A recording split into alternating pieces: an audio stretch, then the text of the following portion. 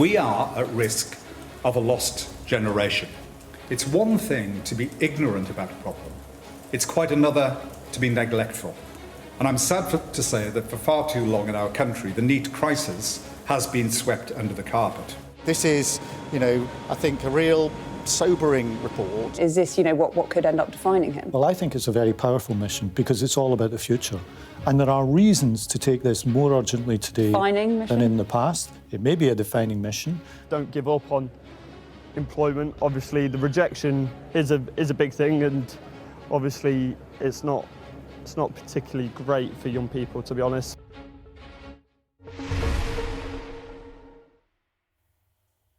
So is this it, the moment of change for a so-called lost generation, the moment this government sets out its guiding mission? Because it hasn't always been about young people. With these measures, we are on course to abolish pensioner poverty in our country. We have tried to help pensioners live out their lives in dignity and security. We protected the basic state pension with the triple lock. And look, I should say Gordon Brown in particular has done a lot on child poverty. And it's not about pitting old against young, but it is about priorities. And the assumption has been pensioners more likely to vote and therefore politically prioritised in some way. Yesterday, Tony Blair was calling on the Prime Minister to have a governing purpose. Today, another new Labour grandee says the next generation should be it. Today, the choice has to be to make the next generation the focus of our politics, our efforts, our resources. Building a better future for the next generation can be the cause around which the whole country can unite. And then he said this to Sky's Rob Powell. Look, it's very striking that there's a triple lock for old people, but there's no equivalent for younger people. The more than 1 million 16 to 24-year-olds not in employment, educational training is a story that gets to the core of why people say the country isn't working. Long-term state failings in education, welfare, health, the labour market, the death of the Saturday job. There are half as many hospitality jobs right now than there were 4 years ago. How do you incentivise an employer to take a gamble on a young person? It is a tragedy of wasted potential. Look at this. We used to be in line with the EU average. Now we're the outlier. Only Romania has a higher percentage of young people in the same situation. And the other key thing is that the radical reset Alan Milburn talks about would need bold leadership, authority. And let's face it, the Prime Minister doesn't have a total grip of his party right now and might not even be charged. Let's see by the time we get to the recommendations in September. Well, today's report finds that so-called NEETS are costing the country £125 billion a year. More than 4 in 5 of them do want to find a job, but we're told they face a crisis of opportunity caused by institutional failure. The review was carried out by former Labour Minister Alan Milburn, who's been speaking to our political correspondent Rob Powell. Baking now for decades, James and his family teach younger people to make bread in their North London shop. But he says jobs have changed since he first arrived here in the 60s. I came here on a Thursday and next day I went out and I had a job for Monday because there were many, many vacancies. There were 6, 7 jobs for every person. And it's not like that anymore? No. A lot of the businesses incur a lot of costs because of rising fuel or whatever and are unable to hire young people. The end of the entry-level Saturday job is one reason pinpointed by the former Labour Cabinet Minister Alan Milburn for rising levels of so-called NEETS, young people not in education, employment or training. For far too long in our country, the NEET crisis has been swept under the carpet. Not any longer. This review exists because today Britain faces a genuine generational fault line. We do not just have a chronic problem. It is getting worse, not getting better, and we have neither a system or a plan to deal with it. This on the day the number of NEETs crossed 1 million for the first time since 2013. The report warns of a further 250,000 within 5 years. Educational failures, the setup of welfare and healthcare are also blamed for failing to adapt to the more complex needs of young people today. But is the Starmer government making things worse, given tax rises and minimum wage hikes were flagged as barriers to taking on new staff? This is a long-standing, long-term problem. It's been going on for many years. It's complicated and complex, as Alan Milburn makes clear. There's no single thing that you can say that's the reason. So obviously we will now work with Alan on what more needs to be done. In Nottingham, there was little optimism about the future. I don't have like a specific job that I want, but I would do like any work, any kind of work. It's extremely hard to find a job nowadays, especially like finding a secure one where it's actually like stable and you're going to be like working there for a while. It's strongly difficult for young people, I think, especially around 18 to 21, and obviously it's not only a Nottingham thing, but it's national. A situation that won't be turned around quickly. Alan Milburn says he's been talking to all parties to try and get buy-in from across Westminster, but with some political leaders prioritising benefit cuts and others talking more about employment and health support, getting consensus could be tough, especially in these unstable political times. Recommendations will come in the autumn, a tilt in focus from the old to the young possibly on the cards.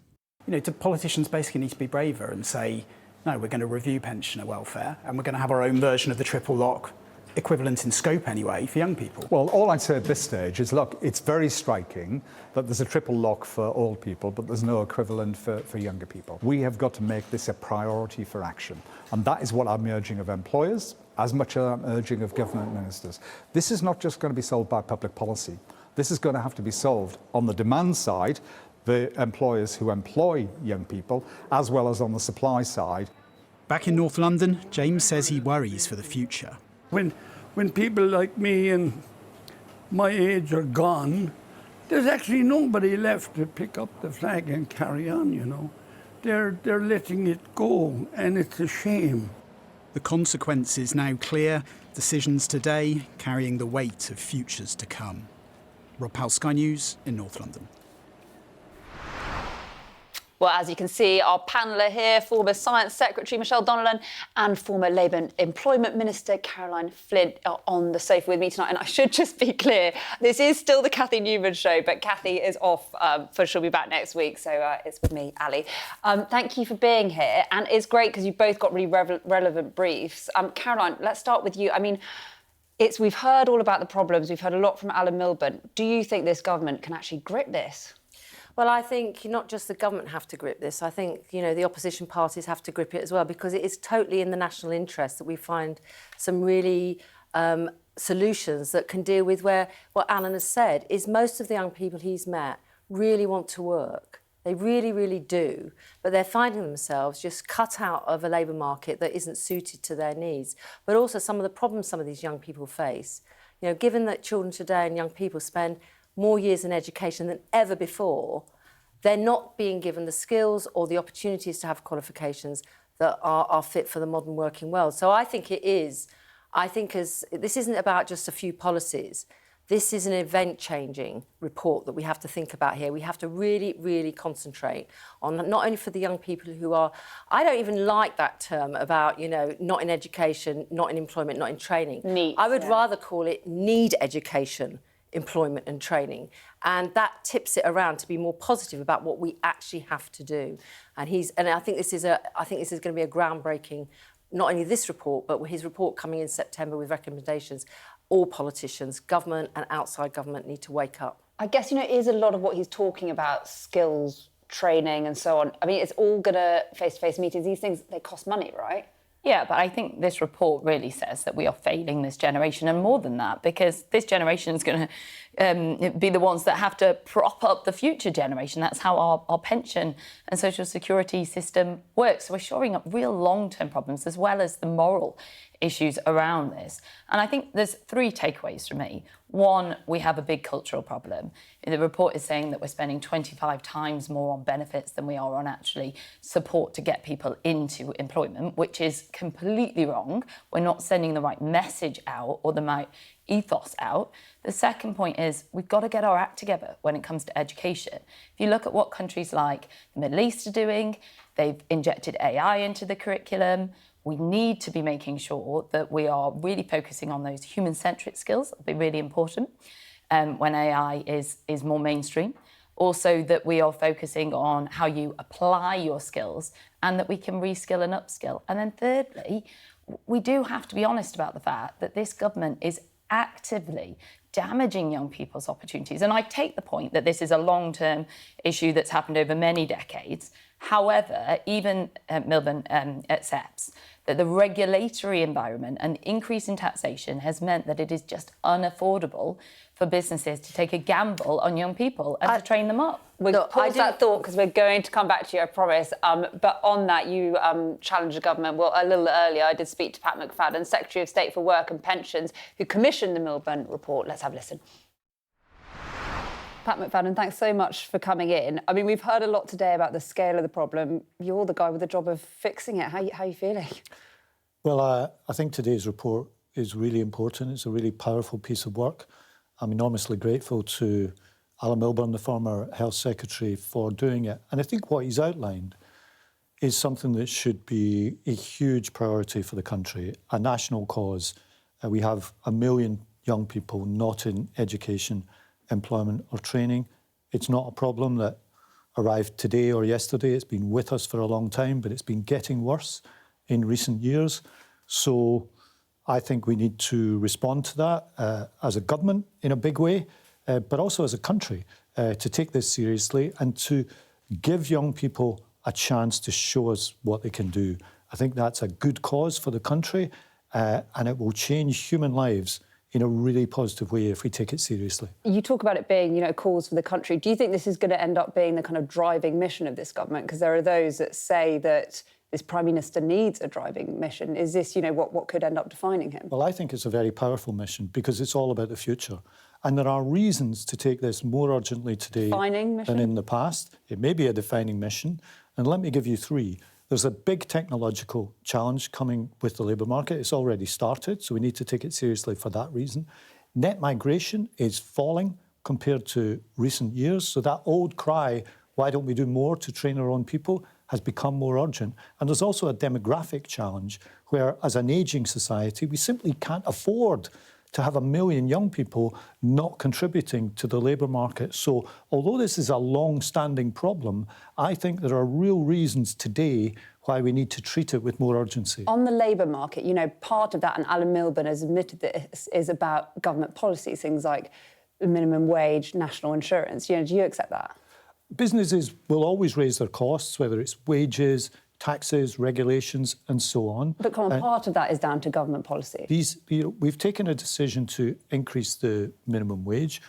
We want people to have more money in their pockets. But if it was all down to the minimum wage, this wouldn't be a problem that's been with us for many years. If you take retail, for example, 650,000 retail jobs disappeared between 2017 and 2022 because of the way we shop. We shop in a completely different way. So there are deep structural things going on. In fact, since the financial crash, youth employment has never in a single year reached the levels it was before that financial crash. So it's a long-term problem. And you're going to crack on with those, the government policies that Alan Milburn today admitted have caused problems? Well, I'll tell you the government policies we are pursuing on this because we've already started to respond to this in recent months. I'm talking about, NEETS for the hospitality sector. Well, they've said that is stopping them hiring. NEETS, for example, we have an existing tax break where there are no employers next paid for employees under the age of 21. Frankly, I think that's not well enough known about in this discussion. But on top of that, from next month, we will pay businesses a hiring incentive of £3,000 if they take on a young person who's been unemployed for 6 months or more. From the autumn, we will change the apprenticeship system and give small businesses a hiring bonus of £2,000 for taking on a young apprentice and pay further costs for small businesses in training. And for the long-term youth unemployed, we will also step in and offer subsidised work. So already we are responding to this long-term problem, but I do think we'll probably have to do even more in the future. Sorry, there's so much to get through. So we're going to move on to welfare, which obviously is your brief as well. You tried and failed to bring down the welfare bill. What's going to be different this time? Well, acting on youth unemployment is welfare reform, and I think it's the best form of welfare reform, because there's another fact that... What do you mean by that? By that, I mean, if we can act early, we can both change lives and save a lot of money. Let me give you a startling fact. If someone signs on at age 20 on long-term sickness benefits, they are more likely to celebrate their 30th birthday and still be on that benefit than to have enjoyed a steady job in between. So with that, it does come down bringing down the welfare bill. Exactly. So every young person who we can divert from that path and get into productive work, it will save the state about £1 million for that young person. It will also benefit them in their lifetime earnings by about another £1 million. How long would it take to bring down that welfare bill? Well, every young person is worth £1 million. So that can add up quickly if we can get this right and make the investment where it really needs to be made. Well, we start from next month. We start from June with the hiring incentives and we go from there. But I want to run it this hard because it's a huge priority for the country. I think it is a progressive cause for the country. And as the party of Labour, the party of work, it should be a huge priority for my party. But is there going to be a degree of conditionality? If you don't work, you won't get benefits? Well, there already is. Will there be more of that? There is conditionality in the system. In fact, Alan talked about this today. Very often we're so focused on the conditionality, we're maybe not giving the right support. So conditionality is and will be an essential part of the welfare system. So is that what you got wrong last time? The messaging that it was about bringing down the welfare bill, not about helping people? Look, I don't want to go over old ground. My view as the Secretary of State for this is that the best form of welfare reform is to change the question the system asks from what benefit are you entitled to how do we help you change your life? And that means putting work and opportunity at the heart of the system. As I've put it, changing from welfare state to working state. And that's what every change that we bring in response to this report will be all about. OK, let's talk about social media, because this was one of the problems that was identified by Alan Milburn, is effectively saying, this rewiring young people's brains, making them more anxious. It looks like the way we're heading is a social media ban for under 16s. Do you think that's right? Well, we just finished a consultation on this. We'll be responding to it soon, but I think there's a growing body of opinion that thinks something needs to be done in this area about screen time, about phone addiction, about what that might be doing to young people. And, we're very protective of young people in the outdoor physical world. Are we protective enough in the digital world? I think there's a growing body of opinion that says we may have got the balance between those two things wrong, and therefore we may have to act. But I don't want to preempt decisions. And when you say act, are you talking about a ban? Well, I don't want to preempt decisions that have to be made across government and not just by me. But if I give you an honest answer about what I think the view in Parliament is, I think opinion is heading towards some kind of restriction. OK, thank you. The thing about all this is it feels like, it's been called a system-wide reset. It's going to take grip, it's going to take authority, it's going to take leadership. Is Keir Starmer, and you can't deny it's been a tricky few weeks and months, is Keir Starmer the man that has the authority to do all this? I think he can. And the reason it's so important, as I said, is it's about the future. And I think that with the fall in net migration that we've seen, a drop of 82%, by the way, since its height, that creates a greater imperative to create more opportunity for young people in this country. The imperative was there anyway, but it's given greater urgency by this. So there's both a need to act and also, in a way, an opportunity to act. I'm talking about, and obviously it is about policy, but it's also about the man at the top. And has he got a grip of his party? Is he going to be Prime Minister in September when these recommendations come back, do you think? Well, I certainly hope so. And you hope so, but are you sure? I know there's been a lot of drama and what have you in the last few weeks. Keir Starmer was elected as the Prime Minister less than 2 years ago. Labour doesn't win that many elections, historically speaking. We've got a 5-year mandate. I work with him very closely. I want to see him continue with his mandate and continue with his work serving the country. And this agenda about youth opportunity, about work, about making sure that young people can realise the best version of themselves is a hugely important agenda for the country. You're right, It will take leadership. It will take grip. It will take more than one department. This can't all be solved in the Department of Work and Pensions. But we have to work together to do this, to change the course of people's lives. Last question, because I know you've got to go. I do have to ask you about Tony Blair. Obviously, you've worked very closely with him. I have. Not a particularly helpful intervention yesterday. What did you make of it? Well, I don't know. I mean, I think you think it was helpful? I think it's helpful to say that if we're going to have a debate about the future of the country, it has to start with the question, with what programme? With what policy? I've seen too many newspaper headlines in the last 6 months or so with lots of runners and riders and nothing about programme or policy. So if he's done nothing else, he has done the service of asking anyone who wants to put themselves forward for leadership to start with the question, with what programme and with what policy? Is he right?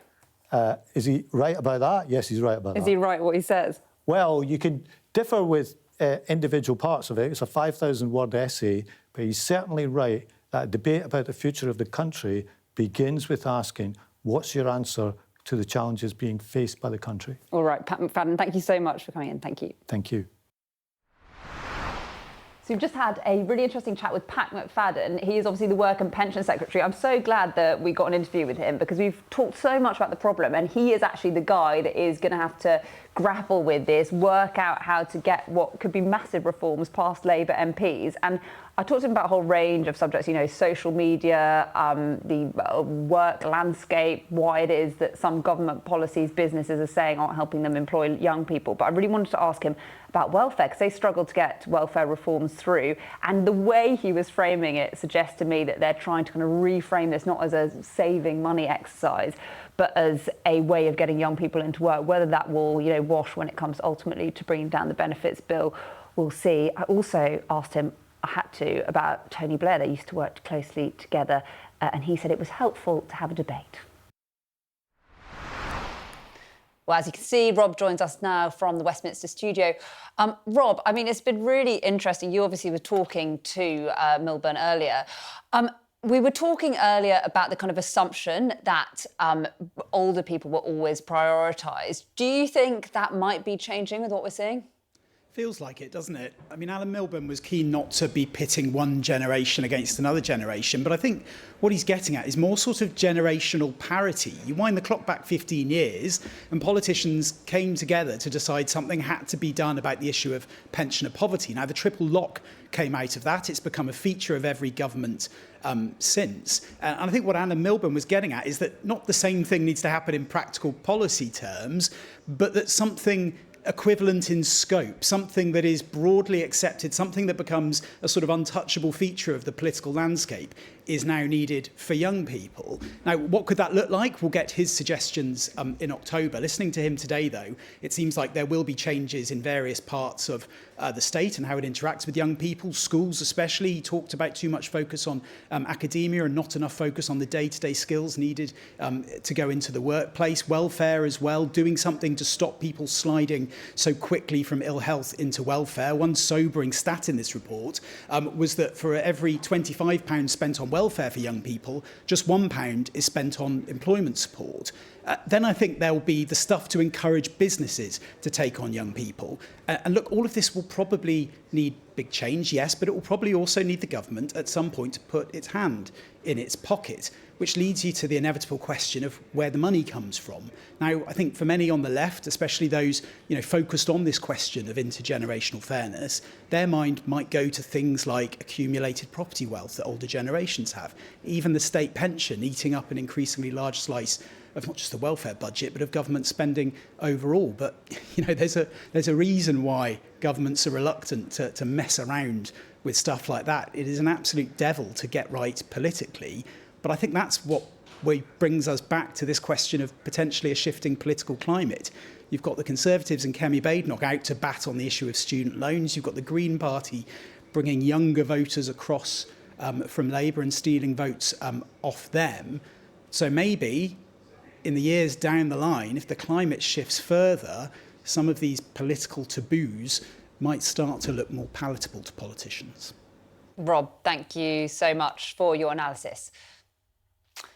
Right, let's bring the panel back in, shall we? Michelle and Caroline are still on the sofa. Right, there's so much to talk about. I mean, what Rob just said, for every £25 on welfare, £1 on employment support. I mean, this is about bringing down the welfare bill, isn't it, Caroline?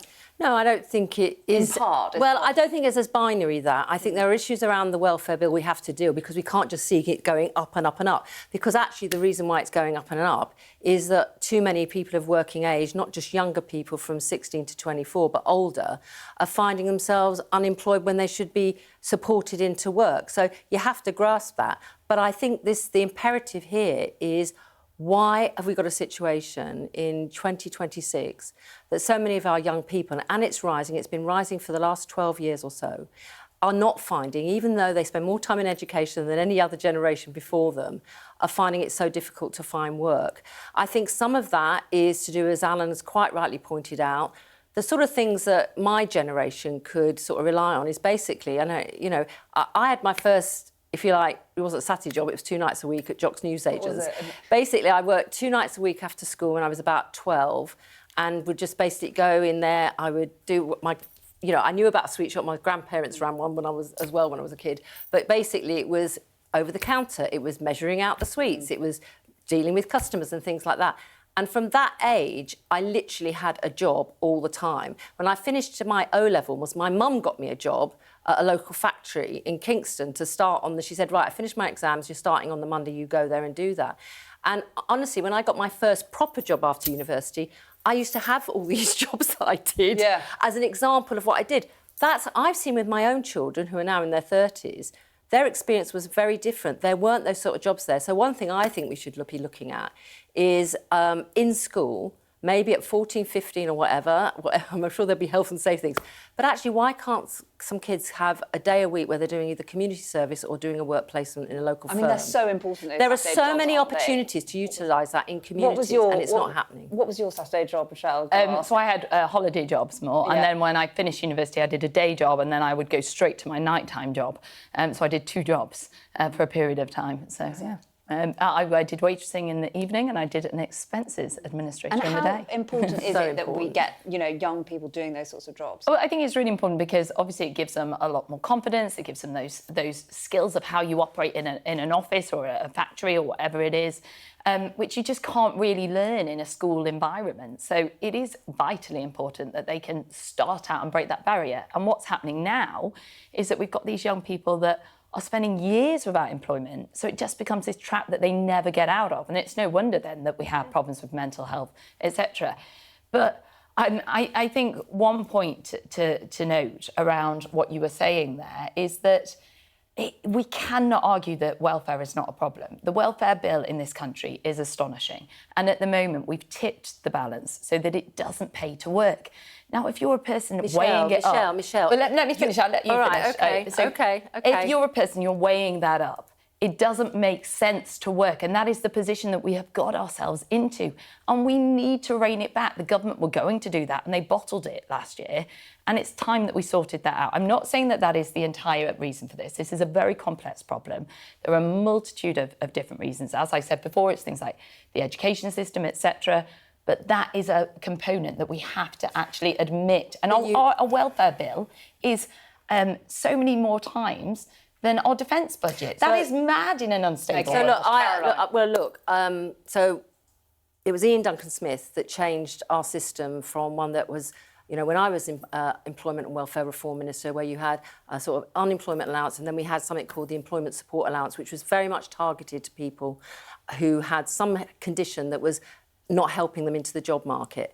That was all changed with the universal credit, and whatever Ian Duncan Smith's intentions, it hasn't worked out well. But you have to have a series of programmes too that address people's needs to get in the workplace. And again, we had things like Pathways to Work with people with health and disability conditions, and they worked well. And part of that is working with employers to offset in employers' minds.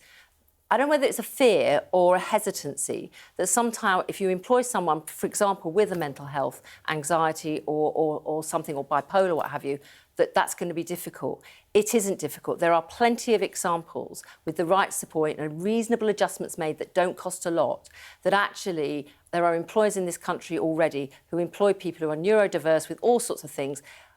we've got to overcome employers' fears of this, but also help employers see those young people as in their real potential, get beyond anything they're dealing with. And that hasn't been happening for a long time because we haven't had the programmes there, and that, I'm afraid, started well before this government came I in. think, steady on, because this government's been in power for almost 2 years, and we've got a multitude of different schemes like disability confidence and other schemes that give So what are you businesses support suggesting then, financial. Michelle, cutting off? So I'm saying that we need to get stricter when it comes to our welfare and the balance of making work pay and incentivising people.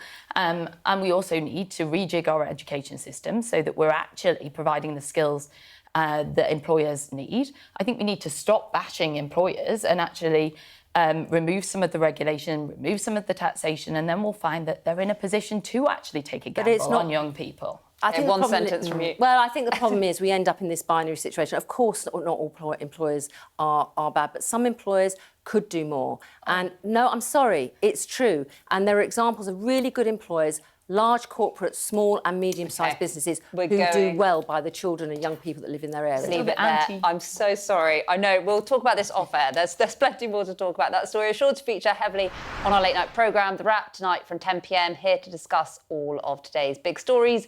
And the best of tomorrow's papers will be the journalist and author Christina Patterson and Times Radio presenter Rod Liddell. Nicola, can you understand why some people don't believe you when you said that...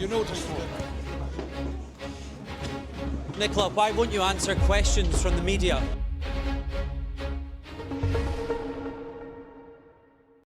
Nicola, can you understand why... Sorry, filming in here, sorry.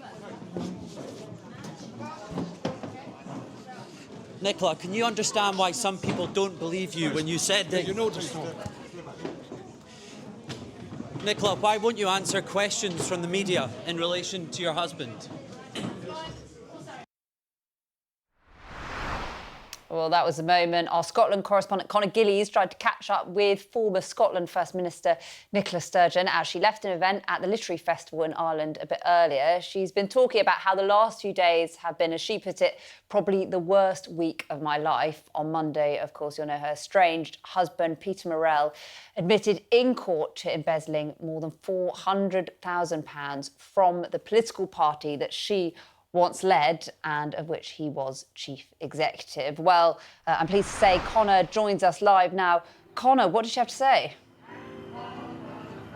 Well, as you say, this was one of Scotland's biggest political scandals in recent years. The duo at the top of Scottish politics, Nicola Sturgeon as SNP leader and Scotland's First Minister, and her husband, Peter Murrell, the long-time chief executive of the party. And just this week, on Monday, came the bombshell news from Peter Murrell that he admitted embezzling, defrauding the party of £400,000 to fund a lavish luxury lifestyle that he simply couldn't afford. A £100,000 camper van that he bought with SNP donor cash, watches, a Jaguar car, even salt and pepper grinders as well. Now, Nicola Sturgeon has been clear throughout all of this that she was completely unaware of any of these purchases and of any of her husband's criminal activities, and she reiterated that today. You may be asking, why are we here in west of Ireland, the innocent backdrop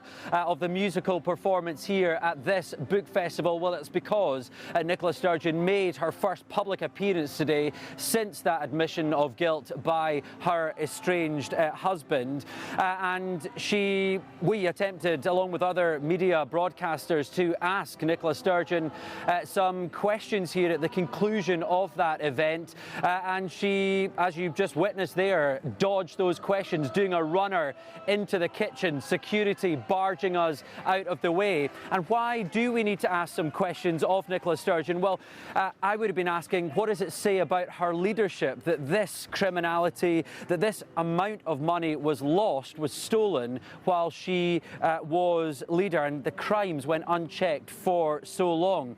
I mentioned the motorhome. Well, that was parked outside her in-laws' home for up to 2 years. That is where the police seized it from. Again, she says she had no knowledge of that whatsoever. But she did speak to this crowd who'd paid €20 a pop to get access to her and listen to her tell a story or two for around an hour here in West Ireland. And here is what she said. I think we can have a look now. She said, "This has probably been the worst week of my life. The last few years have had some tough weeks for me, but this one, I think, surpasses all of them. Coming to terms with the fact that I spent many years married to someone that, as it turns out, I obviously didn't know at all." Now, she also said it has been a really painful truth to process, and I think I'm only in the very early stages of processing it.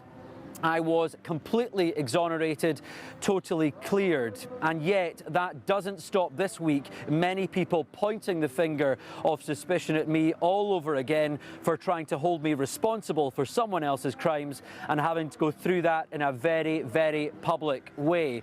Now, let's remember Nicola Sturgeon herself found herself facing questions in custody by police, arrested by those officers in Scotland, later released without charge. It has to be said. But the reasons that there are questions being asked, fresh questions being asked, is because of that power couple at the top of the SNP for so long. Let's remember members of the ruling party, the ruling body for the SNP, who were on the panel at the time, said that Nicola Sturgeon herself shut down any scrutiny whatsoever of SNP finances, while we now know at the same time her husband was lifting cash from under the party's nose. So look, there was no answer to any of our questions here from Sky News today, doing that runner into the kitchen, and no doubt those questions will persist. She continues her book tour tomorrow, where no doubt other journalists will be pursuing a line of questioning. And as for the SNP, well, that very much remains a live issue. OK, Conor Gillies, thanks so much live for us there. Now, we're getting reports tonight that officials in Washington are briefing that an agreement to extend the ceasefire with Iran and start nuclear talks is ready, pending approval from President Trump. Well, our US correspondent Mark Stone joins us now. Mark, you've been listening, I think, to Scott Bessent, who is, of course, standing in for Caroline Leavitt, who's on maternity leave. Has he said anything interesting? Well, I mean, he's not provided any clarity. Ali, I'd love to be able to give you some tonight, but I can't. It's been kind of a bewildering day of, is a deal done? Have both sides agreed? What does the deal contain? Is it a full deal, or is it just some sort of a tactic to provide space for both sides to actually negotiate the thorny issues? It's really not clear. What Scott Bessent did say this evening, and you're right, he's standing in for Caroline Leavitt. She's the press secretary. She's on maternity leave. And week after week, in a sort of apprentice-style event, the various members of Trump's cabinet are kind of standing in for him. It was Marco Rubio, then it was J.D. Vance, those two potential presidential candidates. So it felt a bit apprentice-like. Scott Bessent is not a presidential candidate, nor is he particularly comfortable at the podium, and nor did he give any clarity on Iran, because what he said is it is all up to the president.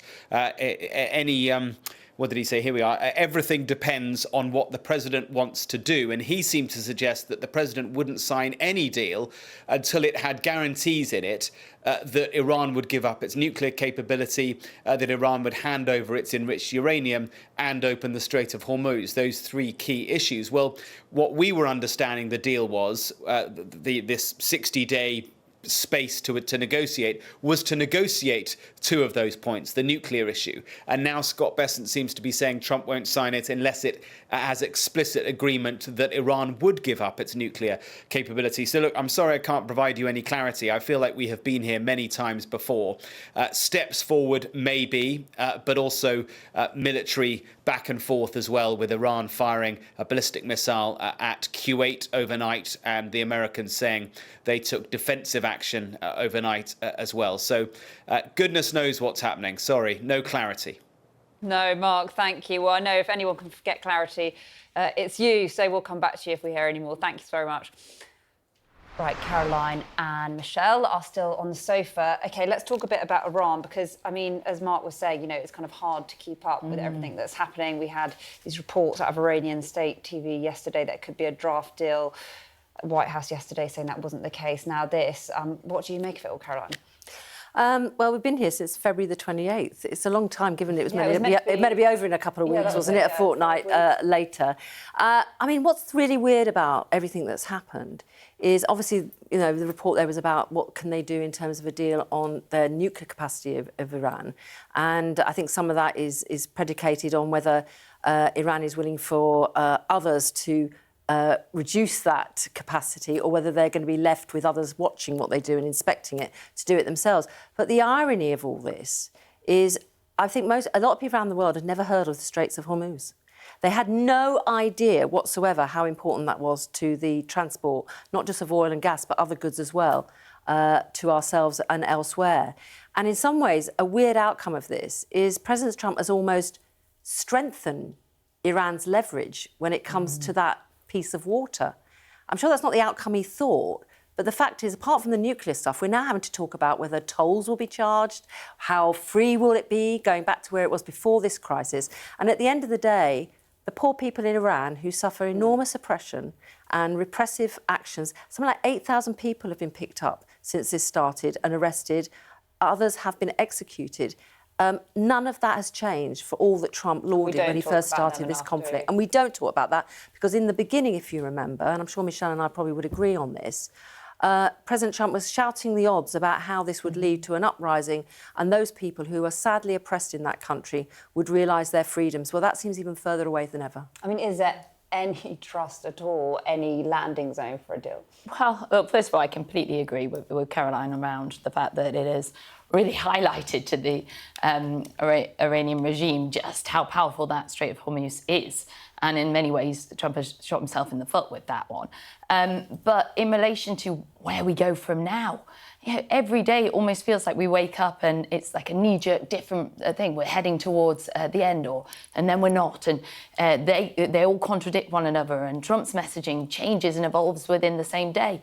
And all I keep thinking is, how is our economy going to cope with this? I mean, people are really struggling out there. And OK, we're going to get £4 off going to the zoo next month, but that isn't really going to see us through. And we're talking now about potentially global recession. We know that energy prices are going up, businesses are struggling. And this war is really damaging our economy and the global economy. And it's people out there that are going to suffer. Yeah. Thank you both. We'll come back to you. We're going to continue talking about Trump. Take a look at this. This is a fraud on the American public. This is an embarrassment to our country. We were getting ready to win this election. Frankly, we did win this election. This was a fraudulent election, but we can't play into the hands of these people. An update on our efforts to protect the integrity of our very important 2020 election. If you count the legal votes, I easily win.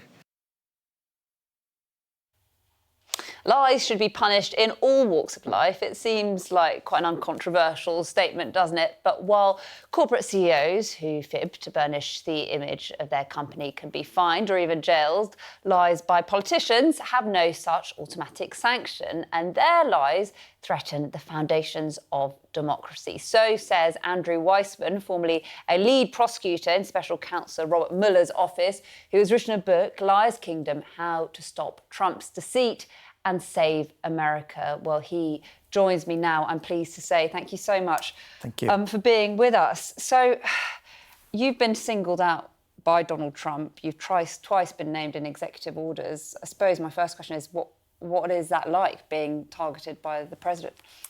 Well, I can tell you the very first time it happened, I was working for Special Counsel Robert Mueller, and I can tell you my first reaction was, how does the President of the United States have the time to even be thinking about me? I have a healthy ego, but not that healthy an ego, that I would think that the President of the United States should be thinking about that and not so many other problems, some of the problems you've been discussing just a moment ago. And in fact, I think we can play a clip of the President talking about you. his interviewer was, I think that was Weissman, and I hope they're going to look into Weissman too. Weissman's a bad guy, and he had somebody in Lisa, who was his puppet, worked in the office really as the top person. And I think that she should be looked at very strongly. There was tremendous criminal activity having to do. If we don't have fair elections in this country, we're not going to have a country. I mean, this is a man, and you can see our panel here still as well. This is a man that yields a lot of power. Yes, absolutely. That was said shortly after here in London. We did an interview. I was a fellow at UCL, and we did an interview of Jack Smith to have him talk about what he could talk about legally in his investigation, and then the president reacted exactly in the way that you just played. And tell us a bit about your book, because you think there basically can be more checks. Yeah, I was struck by. Obviously, I think that there is a rampant problem in the United States of political lies.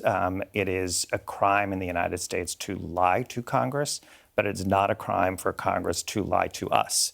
That is something that there's no legal repercussions, and so we're left to only political repercussions.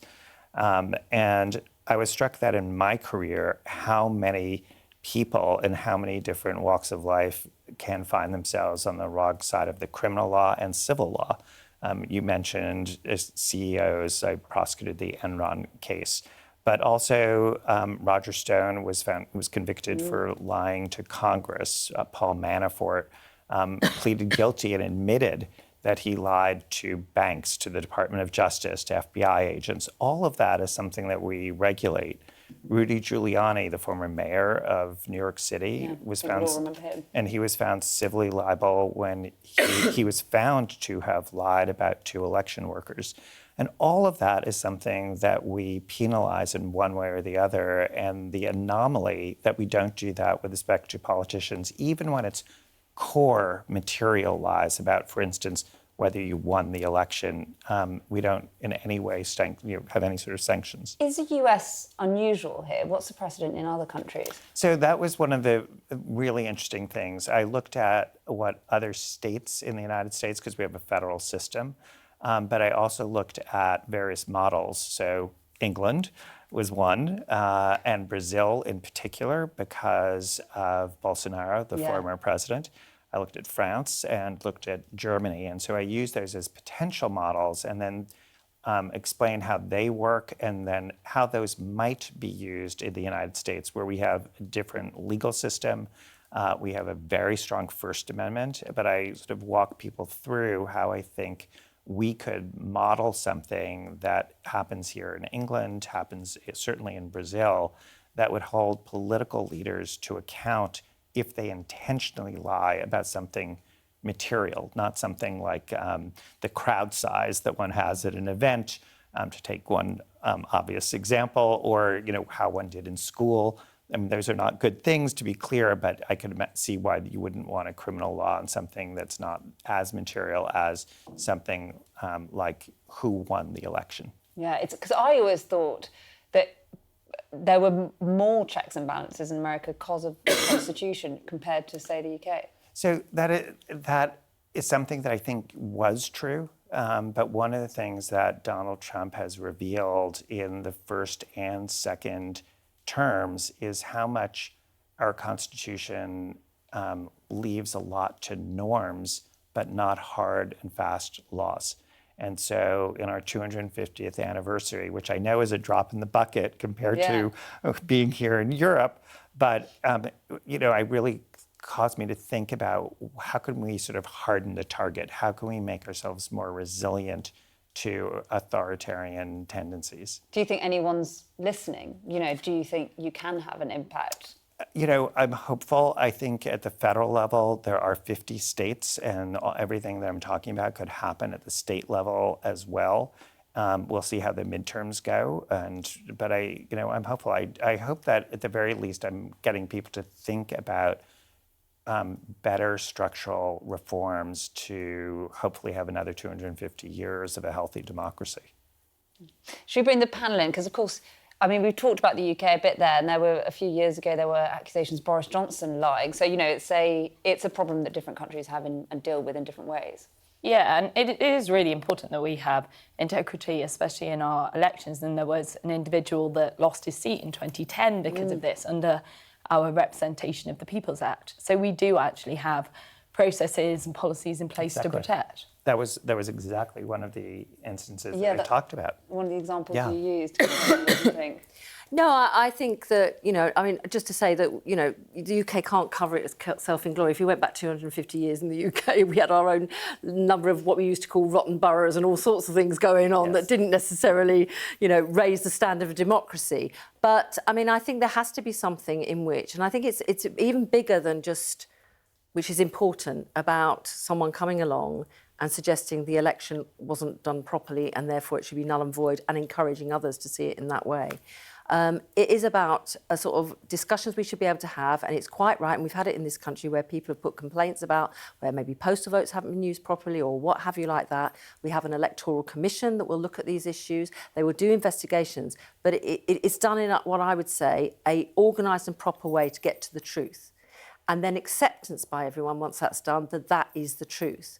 And I think we just have a responsibility, as obviously a former politician myself, to when we use our power, to use it appropriately in the interests of public support for our democracy, not just raising distrust because it suits your own political advantage. And I think that is very, very important. One of the key questions, Andrew, is does any of this impact Trump's popularity? I think he's just said he doesn't care about the midterms, but do you think it's affecting his popularity? Right now the polling is pretty horrendous, but whether is sustained, in the next few months, we'll see. I do think that the question you're raising, though, and one of the comments you made, is that although I did think about this because of what we're seeing with Donald Trump, what I'm focusing on is something that if Donald Trump was gone tomorrow and he was no longer president, we're still going to have this problem because he has modeled a certain type of behavior that is successful. And so that's why I think it's wrong to just think about it as just, oh, this is only about Donald Trump. It is really about the problem. And also the idea that, I was a public servant, not elected, but for 20 years. And I like to think that I should be held to the highest possible standard. And so this is a way of trying to deal with that issue. And how can the US rebuild? Well, so in a minute. Yeah. So one thing, this is one idea. There are many, many other ideas, and there are a lot of people thinking about that issue of how did we get here, but what structural changes can be made, understanding it's still human beings, and human beings, and their morality is going to be important, but you can build systems to make it harder for an authoritarian and to diffuse power. That's the whole idea of checks and balances, is that you have greater freedom when the power of the government is not in one branch. Final thought from our panel, Michelle. Well, look, we have a very different system in the UK, and we actually split our executive and our legislature, and we don't have a presidential system. But in the UK, we have seen this increasing move towards the role of the individual, and we've seen that with the regularity that we swapped out leaders, including in my own party, and what's going on now with Keir Starmer. And I do think that is a bit of a dangerous trend, especially when we look over to what's happening in America. Caroline. Well, I've always thought about American politics slightly different. It's just the amount of money that's spent in American politics, which I think also adds to the sort of nature of the campaigns, nature of it with the ads and everything else. And I remember many, many years with a very nice American person I met having a conversation about this. And when I said, well, why can't you have more limits on what you spend? And he said, it's about freedom of speech. I said, but if everybody has to spend the same and you set the limit, they have equal amount of freedom of speech. Okay. Thank you both. And thank you very much, Andrew, for coming in. I hope you didn't come all the way from America to be here. I did not, but I would have. Thank you. And we leave you tonight with the unforgettable image of the albino buffalo that has been spared from slaughter for Eid by the Bangladeshi government because of its hair, which bears a resemblance to a certain US president that we might have been talking about. Right, that is it for tonight. Thank you to Caroline and Michelle for being on the sofa. Cathy, of course, is back with you again on Monday at 7 o'clock. Thanks for watching.